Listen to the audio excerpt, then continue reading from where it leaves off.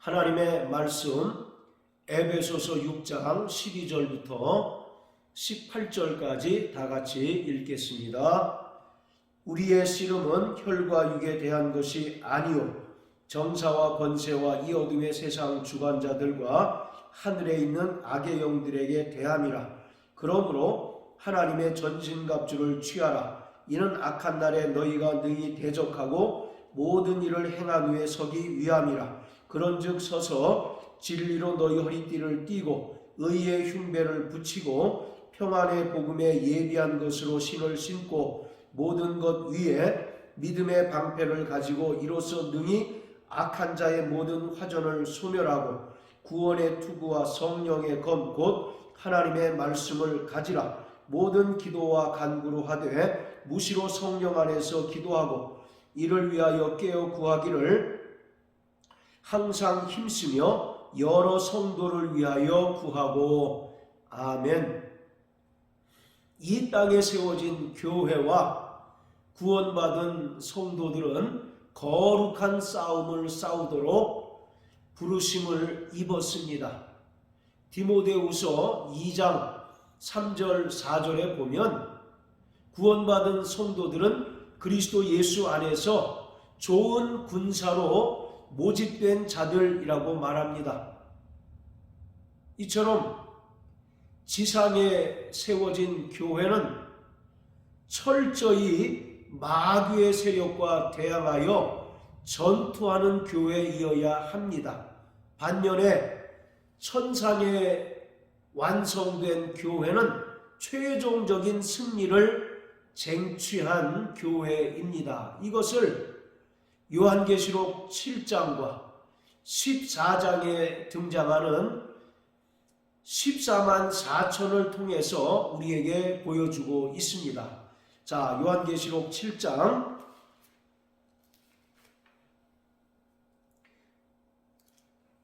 1절부터 4절까지 다 같이 읽겠습니다.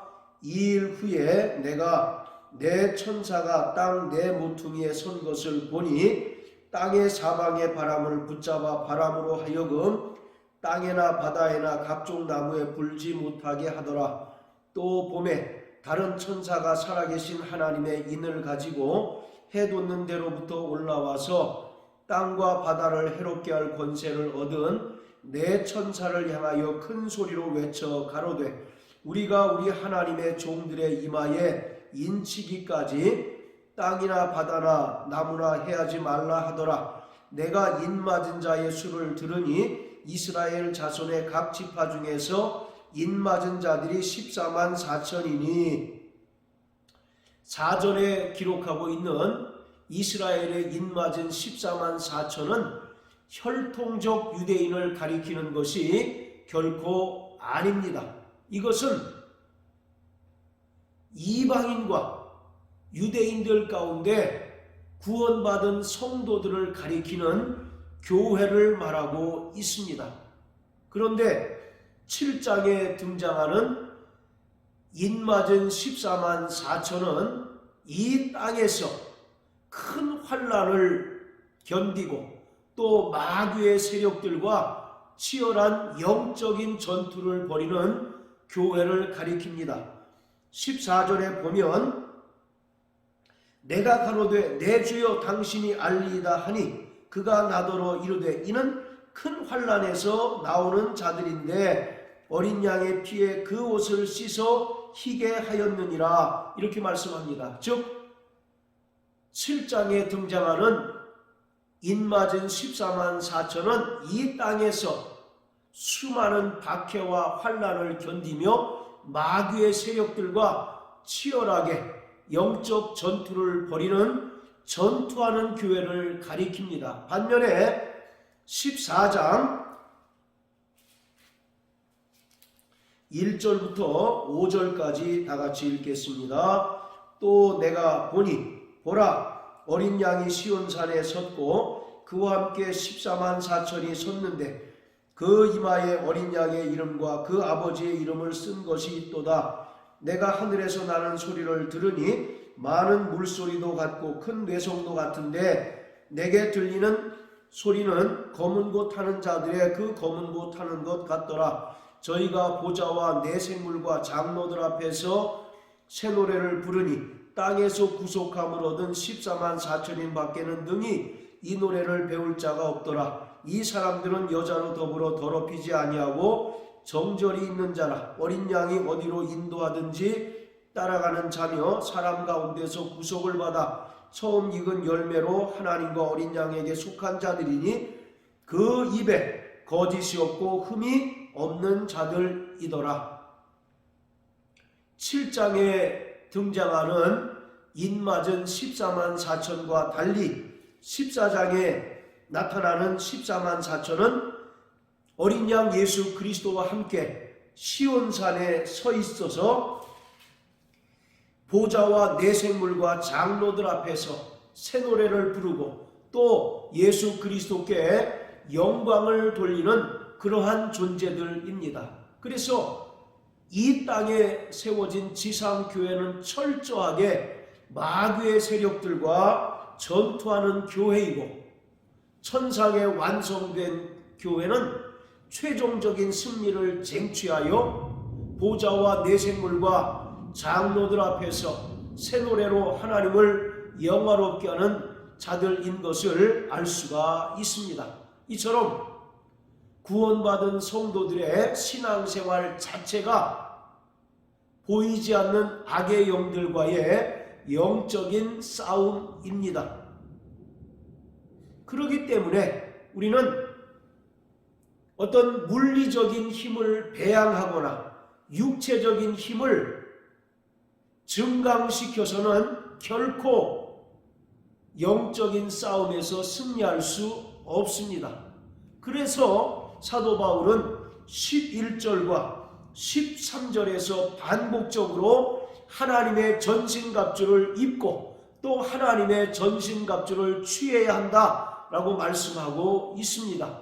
왜냐하면 우리가 상대해야 할 대적들은 보이는 존재가 아니라 또는 물리적인 존재가 아니라 보이지 않는 영적 존재요, 마귀와 마귀에게 속한 악의 영들이기 때문에 철저하게 하나님의 전신갑주를 입고 영적인 전투에 참전할 때 승리가 보장된다는 사실을 말하고 있습니다. 자, 그런데 12절에 보면 우리의 씨름은 혈과 육에 대한 것이 아니요 정사와 권세와 이 어둠의 세상 주관자들과 하늘에 있는 악의 영들과의 싸움이다 라고 말합니다. 여기에 정사와 권세, 이 어둠의 세상 주관자들, 하늘에 있는 악의 영들은 일반적으로 생각하는 것처럼 마귀의 조직도나 또는 마귀의 계급 체계를 말하는 것이 아니라 마귀와 또 마귀에게 속한 악의 영들에 대한 다른 이름, 별칭입니다. 그래서 정사와 권세는 이 세상에 있는 세상 통치자와 주권자와 권세자들을 가리킵니다. 이러한 자들이 세상의 권세와 능력과 세상의 권위를 통해서 교회를 핍박하고 구원받은 성도들을 박해한다는 것을 말하고 있습니다. 자, 그리고 이 어둠의 세상 주관자들은 믿지 않는 자들의 마음을 혼미케 하고 또 우매하게 만들므로써 복음을 듣지 못하게 하고 또 복음을 온전히 깨닫지 못하게 함으로써 구원받지 못하게 하는 이 세상 신들을 가리킵니다. 고린도후서 4장 4절에 보면 세상 신들이 믿지 않는 자들의 마음을 혼미케 하여 영광의 복음의 광채가 비치지 못하게 한다라고 기록합니다. 세상 신들이 믿지 않는 자들의 눈과 귀를 가리우고 또 그 마음을 혼미케 하고 또 어둡게 함으로써 복음을 듣지 못하게 하고 설령 복음을 들었다 할지라도 깨닫지 못함으로써 믿음을 얻지 못하고 구원받지 못하게 하는 자들이 이 어둠의 세상 주관자들, 곧 세상 신들을 가리키고 있습니다. 그들은 철저히 불신자들로 하여금 영광의 복음의 광채가 비치지 못하게, 즉 복음을 듣지 못하고 복음을 깨닫지 못하게 하는 존재들입니다. 그리고 하늘에 있는 악의 영들은 더 높은 곳에서 성도들을 위협하고 핍박하는 악의 세력들을 지칭합니다. 자, 이러한 영적 존재들로부터 우리가 승리를 쟁취하기 위해서는 철저하게 하나님의 전신갑주를 취해야 합니다. 이 세상에서도 전쟁에 참전하는 자들이 아무런 방어용 또는 공격용 무기를 구비하지 못하고 전쟁에 나가게 되면 반드시 전쟁에서 패할 수밖에 없습니다. 마찬가지로 영적 전투에 참전하는 성도들이 아무런 자신을 방어할 무기나 또 마귀의 세력들을 깨뜨릴 공격용 무기를 준비하지 않고서는 전쟁에서 반드시 패할 수밖에 없고, 전쟁에서 패한다는 것은 우리가 얻은 구원을 상실하고 우리가 받은 영생과 천국을 상실할 수 있다는 사실을 분명하게 말하고 있습니다. 그래서 사도 바울은 11절과 13절에서 반복적으로 하나님의 전신갑주를 입으라, 하나님의 전신갑주를 취하라 이렇게 말씀합니다. 왜냐하면 13절에 악한 날에 너희가 능히 대적하고 모든 일을 행하기 위해 서기 위함이라, 즉 하나님의 전신갑주를 취해야 하는 이유는 보이지 않는 영적 세력들을 대적하기 위함이고 또 최종적인 승리를 쟁취하기 위함이라고 말씀하고 있습니다. 그러면서 사도 바울은 성도들이 취해야 할 하나님의 전신갑주를 6가지로 설명하고 있습니다. 그 첫 번째가 14절에 기록되어 있는 진리로 너희 허리띠를 띠고입니다. 진리로 너희 허리띠를 띠라고 말씀하고 있습니다. 여기서 진리로 너희 허리띠를 띠라는 것은 전쟁의 준비 태세가 완수되었다는 것을 말하고 있습니다. 군인들이 자신이 입고 있는 군복을 단단히 조여 매고 또 자신이 구비한 장비들을 다시 재점검함으로써 전쟁 준비가 완료된 상태를 진리로 허리띠를 띠라 이렇게 표현하고 있습니다. 자, 그렇다면 구체적으로 진리로 너희 허리띠를 띠라는 것은 우리의 삶 가운데 어떤 모습을 가리키고 있는 것일까요? 이것은 철저히 성도들의 인격적 결단을 말합니다. 즉 성도들의 삶 자체가 과거와 분명히 달라야 한다는 것을 말하고 있습니다.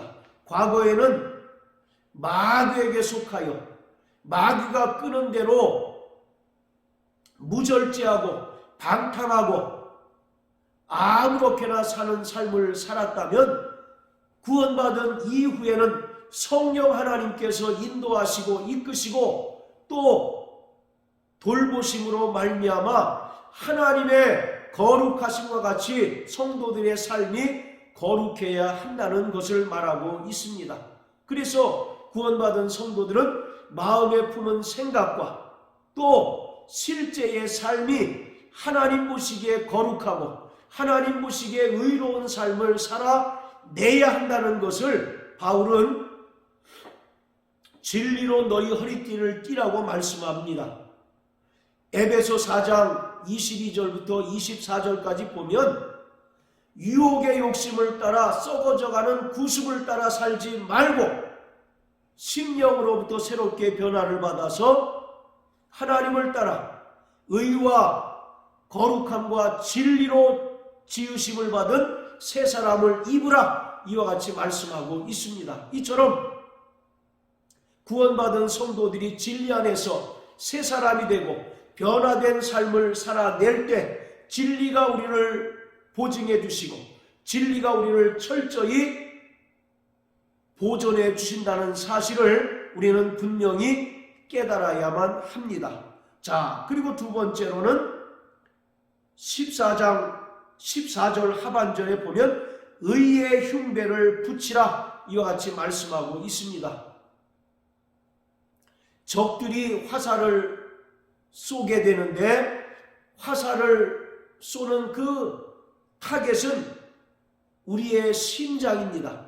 적의 화살이 우리의 심장을 관통하게 되면 우리는 죽을 수밖에 없고 또 패배할 수밖에 없습니다. 그래서 과거에도 전쟁에 참전하는 용사들은 방탄복을 입는다든지 아니면 자신의 심장을 보호하기 위해서 두꺼운 갑옷을 가슴 쪽에 덧대는 경우가 있습니다. 그것을 바로 의의 흉배라고 하고 구약에서는 이것을 의의 호심경이라고 이야기합니다. 자, 우리 이사야서 59장 17절을 다 같이 읽겠습니다.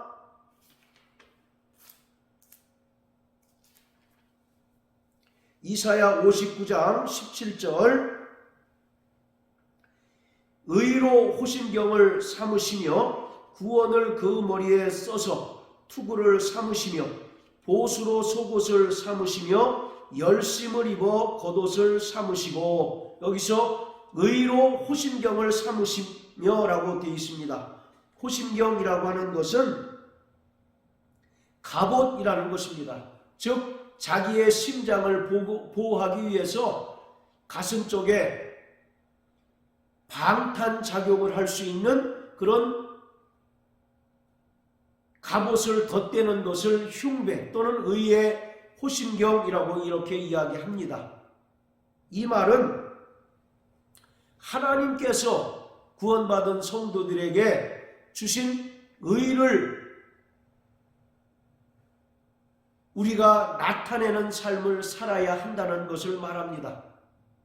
마귀는 끊임없이 구원받은 성도라 할지라도 율법을 통해서 고소하고 정죄하고 참수합니다. 그러나 우리의 가진 바 담대함은 하나님께서 우리를 의롭다 선언해 주신 것입니다. 자, 우리 로마서 8장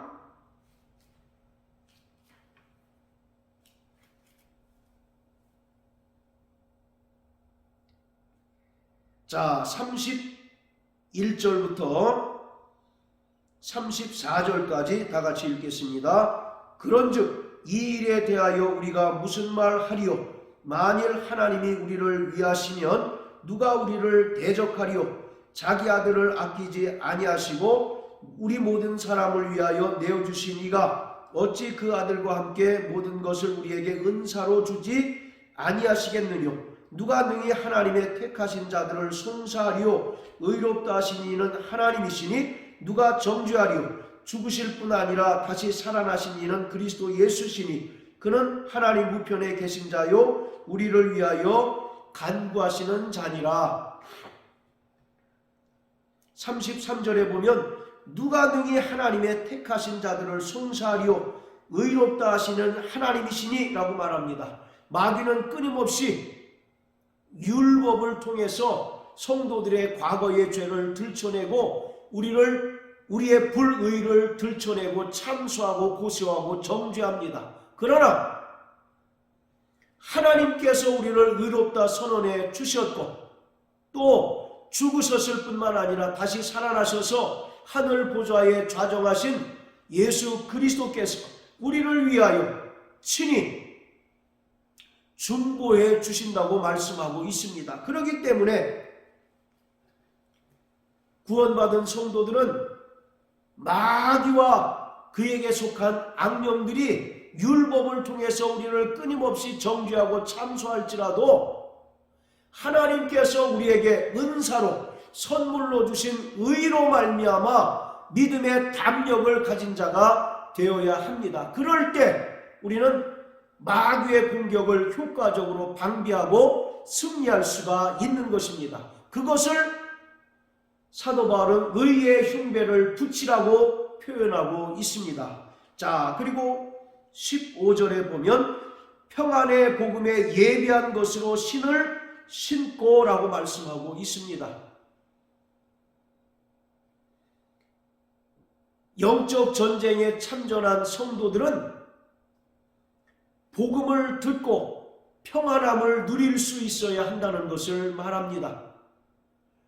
이사야 53장 5절에 보면 그가 찔림은 우리의 허물을 인하며 그가 상함은 우리의 죄악을 인함이라. 그가 징계를 당함으로 우리가 평화를 누리고 그가 채찍에 맞으심으로 너희가 나음을 입었도다 라고 말씀하신 것처럼 예수님께서는 우리에게 평안을 주십니다.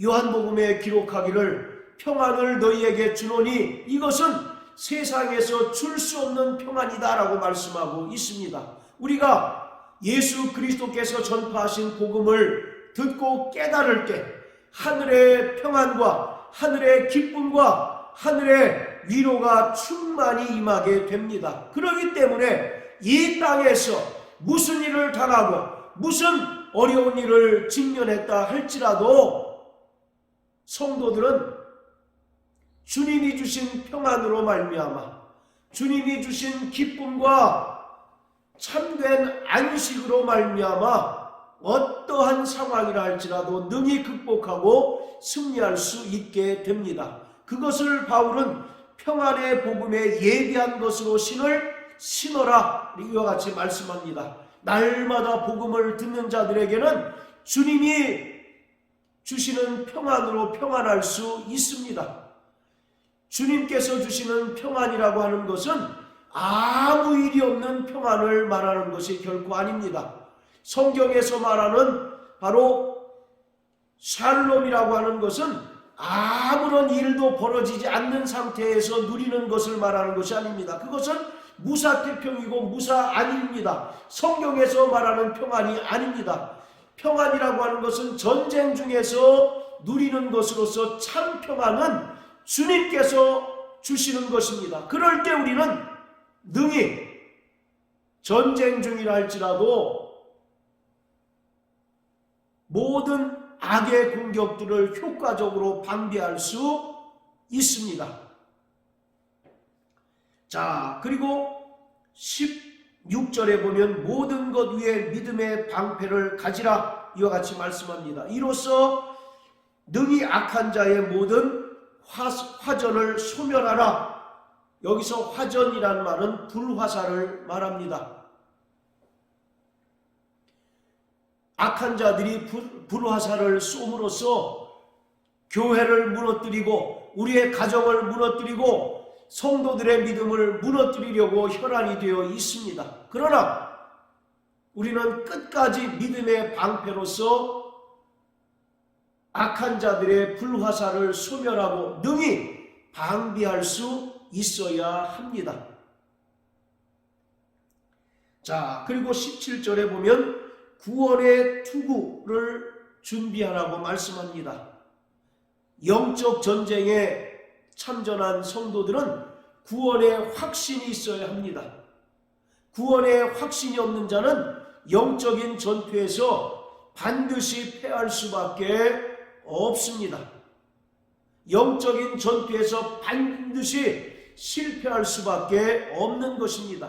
그렇기 때문에 우리는 고린도후서 13장 5절의 말씀과 같이 우리가 믿음에 있는가 날마다 스스로 확증하고 내 안에 성령으로 말미암아 예수 그리스도께서 계신 것을 확인하는 자가 되어야 합니다. 즉 날마다 내가 정말 구원의 확신이 있는가 점검하고 또 구원의 기쁨과 감사가 늘 넘치는 자인가를 확증하는 자가 되어야 합니다.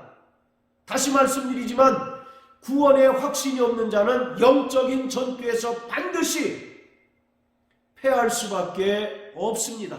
그러므로 무엇보다도 오늘 우리에게 주 예수 그리스도께서 나를 위하여 친히 십자가에 달려 죽으시고 부활 승천하심으로써 내게 구원의 은혜를 베풀어 주셨다는 사실을 믿고 감사하고 구원의 기쁨이 우리의 심령 가운데 늘 차고 넘칠 때 어떠한 대적의 공격이라 할지라도 능히 우리가 방비할 수 있습니다. 자, 그리고 마지막으로 성령의 검, 곧 하나님의 말씀을 가지라. 이와 같이 바울은 권면합니다.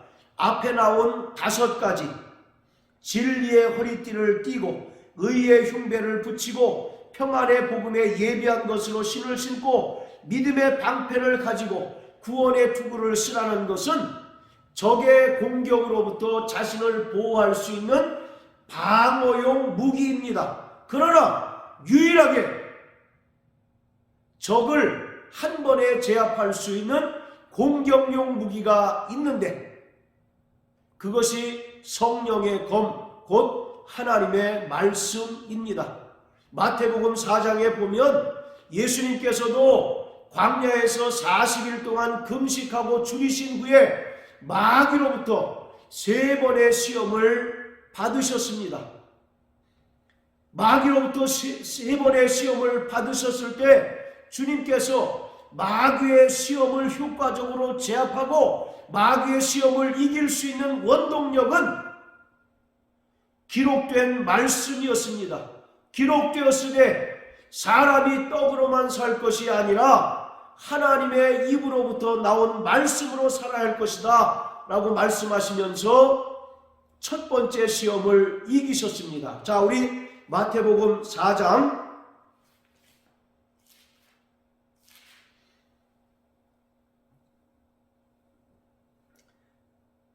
자, 그리고 두 번째 시험을 이기신 것은 4장 7절에 기록한 것처럼 기록되었으되 주 너희 하나님을 시험치 말라 하셨다 하신 말씀을 통해서 마귀의 시험을 이기셨습니다. 그리고 세 번째 마귀의 시험을 이기신 것도 10절에 기록한 것처럼 기록되었으되 주 너희 하나님께 경배하고 다만 그를 섬기라 하였느니라. 할렐루야. 이와 같이 하나님의 아들이신 예수 그리스도께서도 마귀의 시험을 철저하게 기록된 말씀을 통해서 이기셨다는 것을 우리가 알 수가 있습니다. 그런데 여기서 주목해야 할 것은 예수님께서 마귀의 시험을 이기기 위해서 인용된 말씀은 신명기의 말씀이라는 것입니다. 신명기가 어떠한 상황에서 기록된 말씀입니까? 이스라엘 백성들이 애국을 탈출해서 광야 40년을 살아가는 동안 기록한 것이 바로 신명기입니다. 광야는 때로는 인간이 살아갈 수 없는 척박한 환경입니다. 그러나 한편으로는 철저히 하나님을 만날 수 있는 공간이고 또 하나님의 말씀을 받고 또 하나님과 가장 친밀한 교제를 나눌 수 있는 그러한 공간입니다. 그래서 예수님께서도 광야에서 금식하셨고 마귀의 시험을 받으셨고 또 마침 이스라엘이 광야 생활할 때 상황을 기록한 배경으로 하는 신명기의 말씀을 인용해서 마귀의 시험을 이겼습니다. 오늘 성도들의 신앙생활 자체가 바로 광야 생활입니다. 때로는 불뱀과 불전갈이 나와서 성도들을 해하려 하고 또 먹을 것 마실 것이 없는 그러한 인간이 살 수 없는 척박한 환경이 광야입니다. 그러나 한편으로는 하나님을 만나기에 가장 최적의 환경이 광야입니다. 그러므로 구원받은 성도들은 이 광야를 살아가는 동안 날마다 하나님과 독대하며 또 하나님과 친밀한 교제를 나눠야 할 뿐만 아니라 하나님으로부터 날마다 신령한 말씀을 공급받는 자가 되어야 합니다. 그럴 때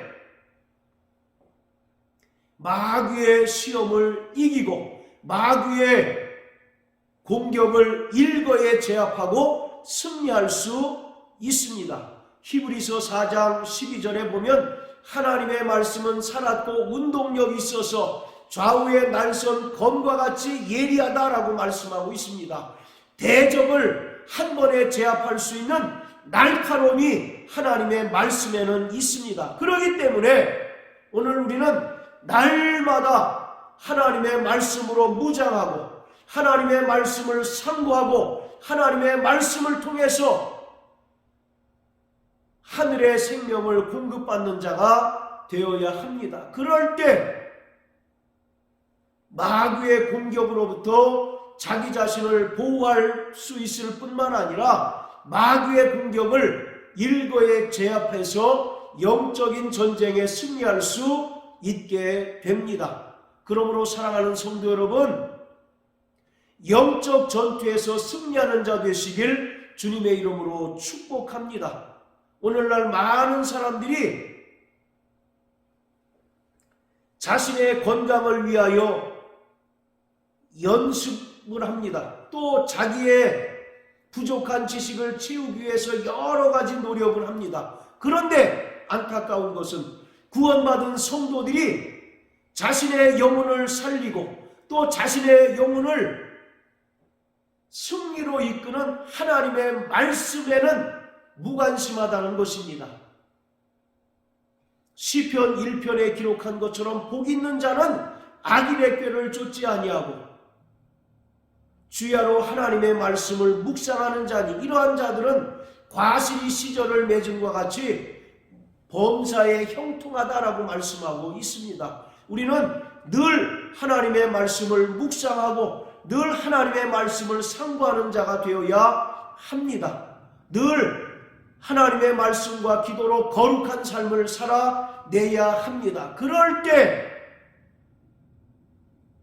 우리가 마귀의 공격을 효과적으로 방비하고 마귀를 대적하여 승리할 수 있습니다. 야고보서 4장 7절에 보면 하나님을 순복하라, 마귀를 대적하라, 그리하면 저가 너희를 피하리라 라고 말씀하고 있습니다. 우리는 철저히 하나님의 말씀에 순종하고 순복하는 삶을 살고 진리로 마귀를 대적할 때 마귀가 우리를 피하여 도망하며 또 일곱 길로 쫓겨나간다는 사실을 우리는 분명히 깨닫고 기억해야 합니다. 그러므로 사랑하는 성도 여러분, 우리의 정말 영적 싸움에서 온전히 승리하는 자가 되어야 합니다.